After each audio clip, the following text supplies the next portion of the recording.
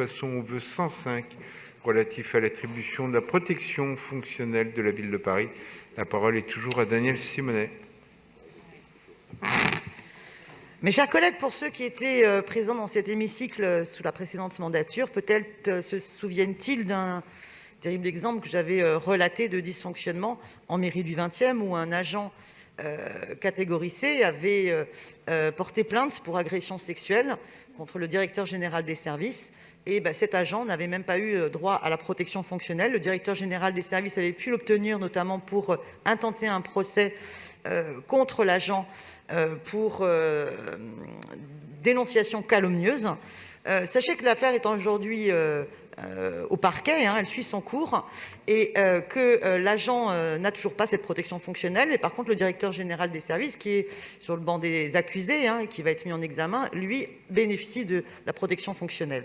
Faisons attention qu'on ne crée pas des effets système en fait à la ville, qui fait que finalement il peut y avoir un réflexe de la hiérarchie qui couvre la hiérarchie à l'encontre des agents. Or, dans la lutte contre les agressions sexuelles, les violences sexistes et sexuelles, les discriminations ou la protection des lanceurs d'alerte, il faut garantir, je pense, que si nous avons deux agents qui se retrouvent dans une situation les amenant à être devant la justice, que la protection fonctionnelle qui inclut la prise en charge des frais de justice soit accordée aux deux parties, sachant que la ville a toujours la possibilité, à l'issue du procès, si manifestement elle estime que le perdant du procès est vraiment en faute, elle a toujours la possibilité, la loi le permet, de réclamer le remboursement de cette protection fonctionnelle. Donc il me semble que la ville s'honorerait d'adopter ce principe, qu'elle ne fasse pas un jugement avant le jugement. Parce que finalement, décréter entre les deux parties en conflit à qui on accorde la protection fonctionnelle,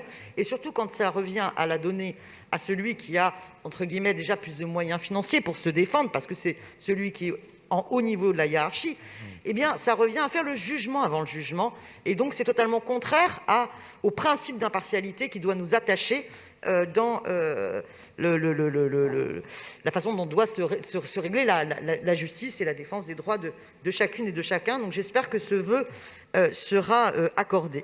Je vous remercie. Merci beaucoup. La parole à Antoine Guillou. Merci, monsieur le maire. Merci, madame Simonet, pour ce vœu qui me donne l'occasion de revenir sur ce sujet de la protection fonctionnelle. Alors, pour cela, je vais devoir effectuer un rappel du cadre juridique, car il est assez précis et strict sur ce sujet, et je vais devoir divulgacher évidemment la fin de mon analyse, et pour vous dire que ce que vous proposez n'est malheureusement juridiquement pas possible.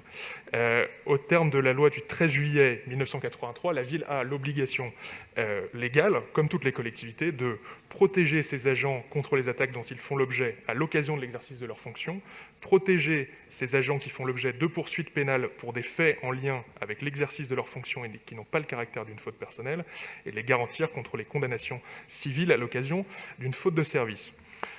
À l'intérieur de la ville, c'est la direction des affaires juridiques qui est seule habilitée par délégation de la maire pour accorder ou refuser le bénéfice de la protection fonctionnelle. La direction des affaires juridiques se prononce ainsi en toute indépendance au regard des éléments qui ont été présentés et transmis par l'agent, et éventuellement des éléments transmis par la direction d'affectation. Elle est en situation de compétence liée, ce qui signifie qu'elle ne peut pas refuser le bénéfice de la protection fonctionnelle dès lors que les conditions d'octroi sont remplies. L'analyse est en revanche menée au cas par cas, et il n'existe pas de règles préétablies ou systématiques. Selon la situation, la protection fonctionnelle peut donc être accordée à l'un ou l'autre des agents, aux deux ou à aucun.